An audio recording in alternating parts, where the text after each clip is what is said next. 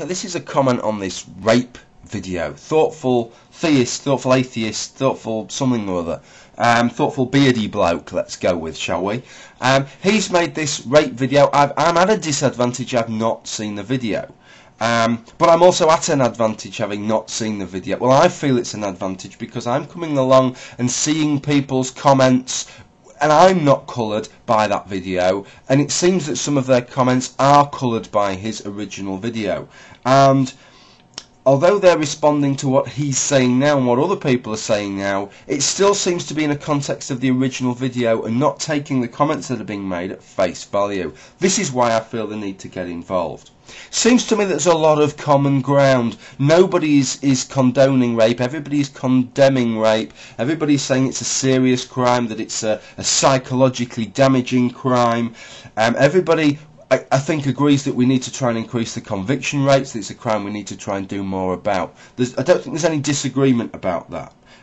Nobody is suggesting that I've seen that the actions of the victim or the potential victim in any way mitigates the offence of the assailant. If you've committed the act, then you're guilty of that act and you should feel the full weight of the law for having done that. It's your responsibility for having committed that crime. Nobody seems to be questioning that. And yet despite that, there still seems to be a whole world of disagreement. There appears to be three camps here with regards to the actions of a victim or a potential victim, or for any of us really, with regard specifically to this crime of rape, but I maintain that it applies to a whole range of crimes. In fact, any crime against the person it applies to. And here are the three camps. Let me see if I can work through the three camps. The first camp is that there's utterly nothing that we can do. Rapes occur in such a random way that you're just as likely to be raped walking down a dark alley at 3 in the morning in a very rough area as you are tucked up in bed surrounded by security guards. Of course I'm being flippant there because we all know that that's really not the case. The case is that you can do things to alter your risk. The real question is camp 2. Should we have to? How much sacrifice should we have to make in our own lives on account of people who are breaking the law? This is a very legitimate question because we all feel that we should have the liberty to be able to walk where we want, to talk to who we want, to talk how we want, to act in the way that we want to act without being limited by people who are effectively criminals, people who are violent, people who have no interest in our well-being, or acting selfishly for their own concerns.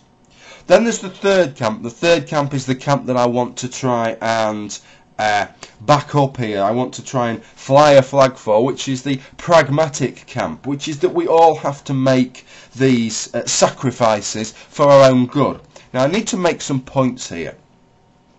There is a principle in law, and there are people out there who know a lot more about law than me, and I only know about UK law, which is this principle of contributory negligence, which is that a crime can occur and more than one person, more than one party can be regarded as contributing to their own negligence. And what can happen is, let's say for example it was something where you're actually trying to get compensation, which is suing someone, for example, right? And let's say that the court works out that that what's happened is worth £20,000. If you're regarded as having contributed 40% towards your own downfall, then you'll only receive 60% of what's due. So 60%, what's that, 12,000? You only receive 12,000 of the 20,000. I want to make it clear that when anybody is talking about responsibility in this domain, they're not talking about contributory negligence. They're not talking about taking anything away from the act that has been committed by the person who has committed the crime. That's not what we're discussing here. This idea of contributory negligence is a different thing. We're talking about two things that are aside from one another. There is the crime that the criminal has committed, which is raping you, or it doesn't have to be rape. We could be talking about a violent physical assault. We could be talking about somebody stabbing me down a dark alley at 3 in the morning. Nothing I have done removes or mitigates what they have done. I have no contributory negligence in that sense of the word. But I maybe have some negligence towards myself as a person. It's not going to affect their punishment, shouldn't affect how we view them, but it might affect how people view me. People might say, well, Jim, you know, perhaps that wasn't the best thing to do. Perhaps getting a taxi home may have been a better idea for your own sake. You should have had more regard for your own safety. And on this occasion, you could have avoided it. So can rapes be avoided? No, of course they can't. And this is something that I see lots of people say. You can't avoid, there's always a chance that a woman can be raped, so therefore there is nothing she can do. But one thing doesn't follow from another. You know, if most people, if you're an atheist and you're a Christian or a theist of some description, make this kind of an argument. This kind of, it's the same argument as this comparing absolute proof to evidence. Well, unless you've got absolute proof, you've got no evidence. And it's the same kind of argument being used here.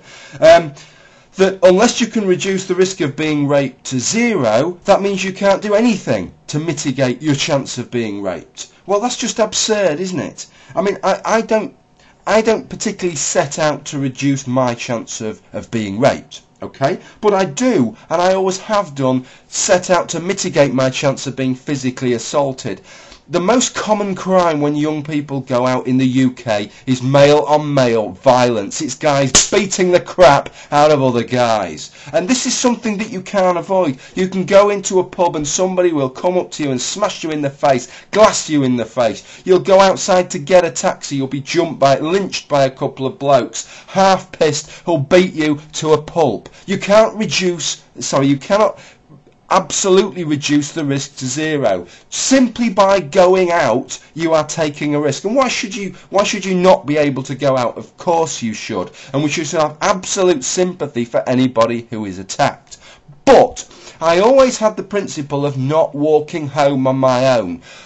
On the couple of occasions I had to walk home on my own, it's because things had gone wrong. I'd lost track of where my friends are, I'd got separated from people, and then I had to do it. But as a general principle, I tried to avoid it, because to walk home on my own would have just put myself into even greater danger. Now, had I got attacked on the way home, that wouldn't take away any of the responsibility from the assailant.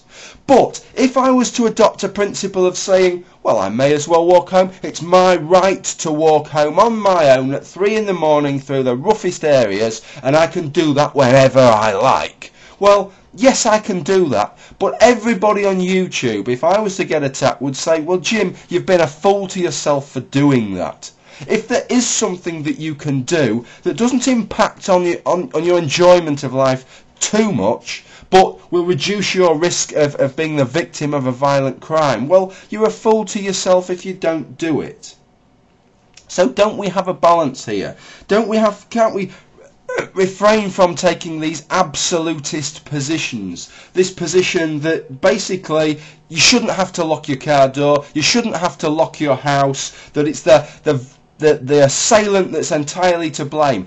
I would take no pleasure from laying on the ground being stabbed by an assailant, thinking, ha ha ha, you're the guilty one, you shouldn't be stabbing me to death. No, I wouldn't think that. I'd think, shit, I wish I wasn't in this position. So it's wrong to suggest to people, it's wrong to suggest to women, you should just do whatever you want and fuck the consequences. That's not a very clever way of discussing these things. If I was a woman, I would do exactly what I do as a man. I wouldn't walk home on my own at night, unless I had to. If you have to, well then, it's tough shit, you're going to have to do it. And if somebody attacks you, whether they beat you up or whether they rape you, they should feel the full weight of the law. There's no question about that.